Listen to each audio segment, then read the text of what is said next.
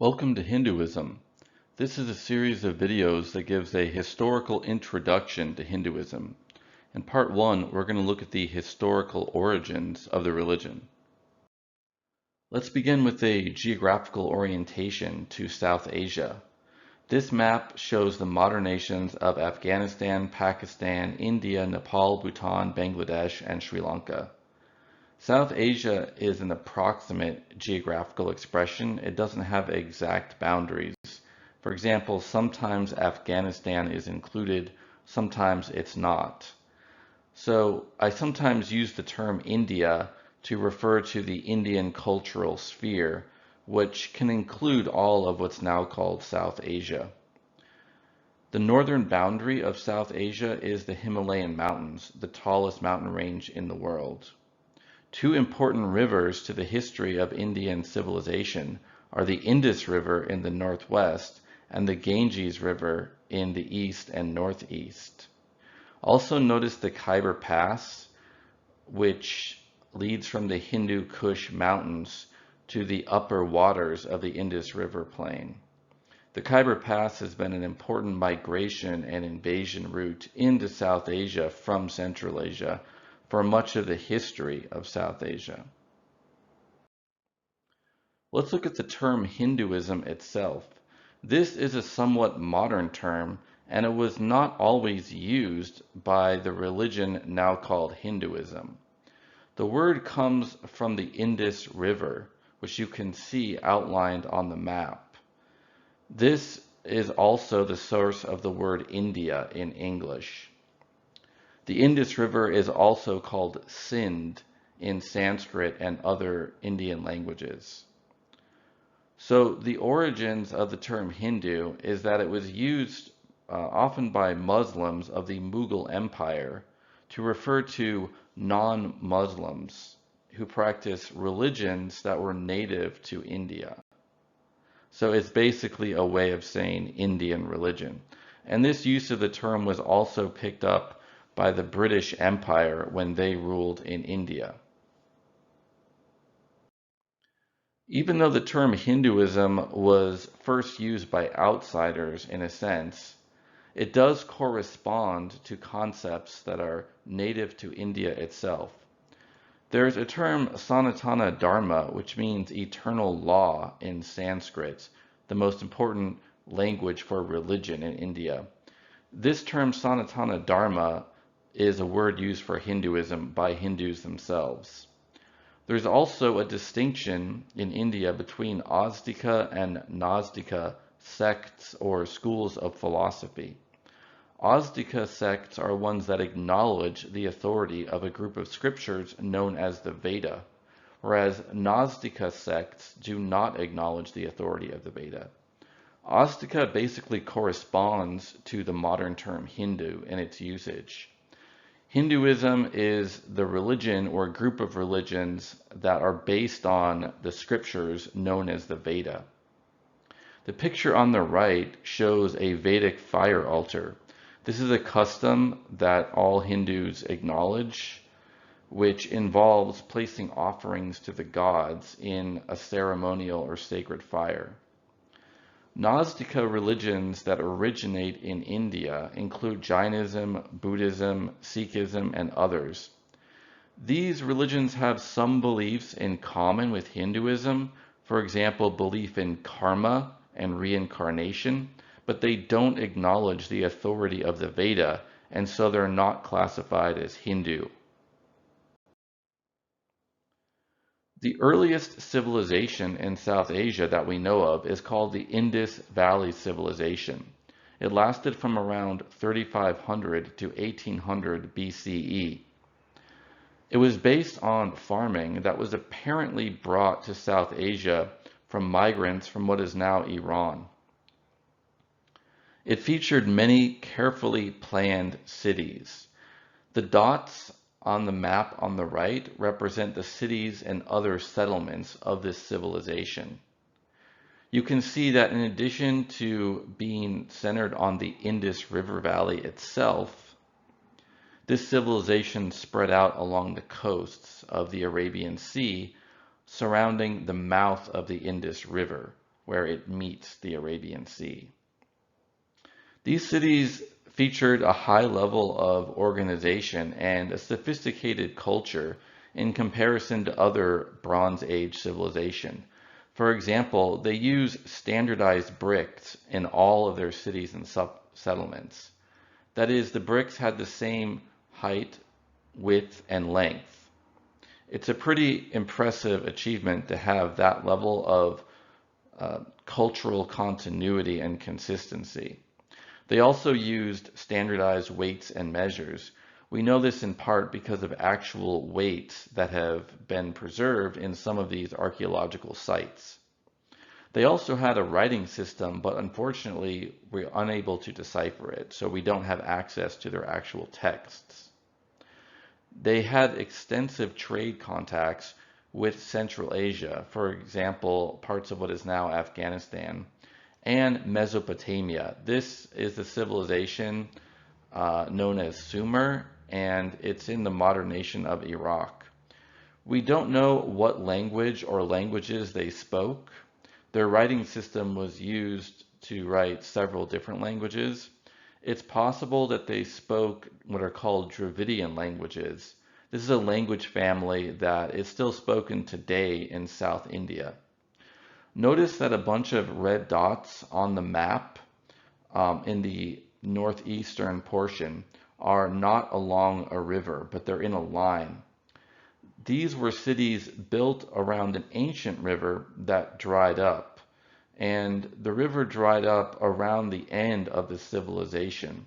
So this climatic change that caused the river to no longer exist is believed to have caused the end of the Indus Valley Civilization. Even though there were other cities not on that river, this was evidently the agricultural heartland of the civilization. And when those cities could no longer farm, the cities were abandoned, and that led to the decline of the whole civilization. It's believed that the culture of the Indus Valley Civilization continued on, but the people just ceased to build cities and large towns. The Indus Valley cities are known for several architectural features. They generally have channels for running water, a type of primitive plumbing. Some also have large tanks or structures for bathing. The picture on the right is called the Great Bath in the city of Mohenjo-Daro. And it's speculated by many scholars that this may have been used for religious or ritual purposes, perhaps for spiritual cleansing or purification. This is an example of a possible influence of the religion of the Indus Valley Civilization on later Hinduism, because Hindus today regard bathing in the Ganges River as a spiritually cleansing act. It's possible that the ancient Indus Valley Civilization also regarded one or more of their rivers as spiritually cleansing sacred things. The baths were filled from water running from the nearby river. Another possible source of influence or indicator of possible influence of the Indus Valley Civilization on Hinduism are a group of artifacts known as the Indus Valley seals. These were small seals with images and writing on them that were used to make a mark in wet clay so they could be copied essentially. And some of the seals are nicknamed Shiva seals because they have imagery or iconography that some people think is similar to the Hindu god Shiva. An example is the trident or Triskula image you can see being worn as a headdress by this figure on the top of its head. So another possible thing that could be connected to Shiva are the stripes that we see on the figure's arms, the fact that the figure is seated in lotus posture, and it's also possible that the figure is supposed to have multiple heads or faces, which is not a feature of Shiva per se, but is something we see on other Hindu gods. Now, the trident is indeed an image associated with Shiva, but it's also an image used in other Indian religions that are not Hindu, such as Buddhism and Jainism. It has different meanings in each religion. Nevertheless, it is at least possible that the importance of this trident image in the religion of the Indus Valley did influence the use of the image by several later Indian religions. However, many scholars have pushed back against the claim that this is definitely Shiva. The evidence is ambiguous, at least. We don't even know if those stripes are meant to represent the sorts of tiger skins or other animal skins that Shiva often wears or sits on. Also, the person is sitting cross-legged, and many depictions of Shiva show him in lotus posture. He's the patron of meditation and yoga, and meditators often adopt the cross-legged lotus posture as a stable posture in meditation. But we don't know if this figure is doing that. They could just be sitting cross-legged. Nevertheless, these do offer tantalizing clues of possible influence. Perhaps one day we'll be able to decipher the writing, which would provide a much greater certainty. So the Indus Valley Civilization eventually went into decline around 1800 BCE. There were migrants called the Indo-Aryans that replaced them wholly or partially. The Indo-Aryans spoke a language that's part of the Indo-European language family. This language family includes a variety of languages spoken in Europe and Asia. All of these languages descend from a common linguistic ancestor that's called Proto-Indo-European by scholars. The Proto-Indo-Europeans are believed to have been nomads who lived on the Caspian steppe in what's now Ukraine and southern Russia. This is also called the Pontic-Caspian steppe. Because this ancient people was nomadic, that facilitated the spread of their language across many parts of Europe and Asia. This is a familiar theme throughout the history of Eurasia. There were many different ethnic groups from Central Asia that were nomadic, who ended up bringing their language or religion and culture to other parts of the continent, such as the later Turks and Mongols. You can see on the map modern Indo-European language groups. The groups are smaller subdivisions of the Indo-European language family. So for example, in blue are the Italic languages. All of those are derived from ancient Latin or other ancient Italian languages. You can see in red the Germanic languages that include English, for example. And you can see in brown the Indo-Iranian languages. Those are the ones that were brought to South and Southwest Asia by migrants from Central Asia in ancient times. And those are the group of languages relevant to the history of Hinduism. This map shows the history of the spread of the chariot across Eurasia. Now, this is a piece of military technology. It was a cart driven by a couple horses, often used in warfare to give mobility to warriors. And it's believed to have been created by a civilization or a culture called Andronovo in around 2000 BCE. This was a people speaking an Indo-European language, actually the ancestor of the languages that were in India, many of the languages in North India especially. And this technology is believed to have spread relatively rapidly, in part because of its use by these nomads. The dates of the spread of this chariot do correspond in many cases to the spread of Indo-European languages to different parts of Europe and Asia. You can see the chariot even spread to Egypt in around 1500 BCE. Now, Egypt does not speak Indo-European languages, but there are historical records talking about the invasion of foreigners or barbarians who brought the chariot with them.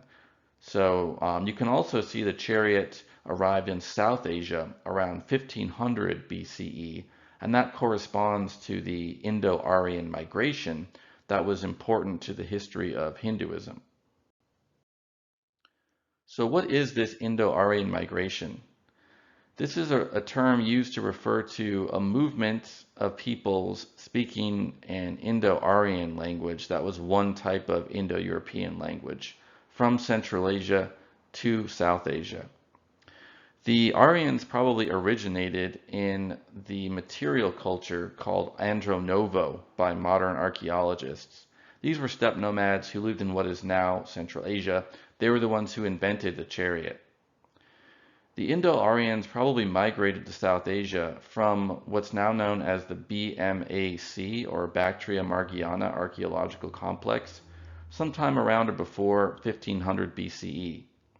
Now, it should be noted that this theory of the Indo-Aryan migration is accepted by most scientists, so linguists, archaeologists, and even modern genetics researchers who research the ancestry of different human populations by examining the DNA of both modern populations and old fossil remnants of historical human populations. It's quite striking that the independently produced data from these three sciences lead to the same conclusion. So that's very good evidence for the Indo-Aryan migration having happened. However, it is disputed by many Hindus. They don't like the idea that some of their ancestors may have come from outside of India. And so it's a popular idea in Hinduism that there was a migration, but it was the ancient Aryans or Indo-Aryans who migrated outside of India and then took their language to the rest of Europe and Asia. However, this is actually contradicted by the linguistic evidence, among other things, because if you look at the history of Indo-European languages, you can tell that the language of the Indo-Aryans, the ones in South Asia, is not the oldest form. And one way you can do this is by looking at patterns of similarity and difference between different language. It's similar to biological taxonomy or phylogeny, where they're able to figure out the relation between different species based on new traits or mutations that were introduced to some.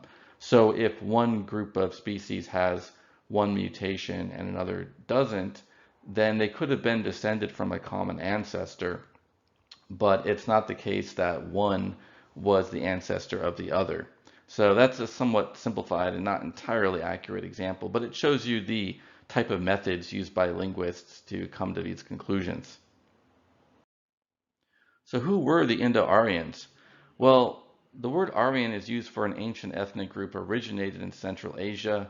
They can probably be identified with the Andronovo material culture, who at some point migrated to the BMAC, or Bactria Margiana archaeological complex. The BMAC had cities, and they originally weren't Aryans, but at least some of the Aryans migrated there, stayed there for a while, and then moved on to other parts of South and Southwest Asia. The Aryans then broke into at least two main groups. The Indo-Aryans are the ones who migrated to India, hence the name, and the Iranians are the ones who migrated to Persia, the modern nation of Iran. The word Iran actually comes from the name Aryan.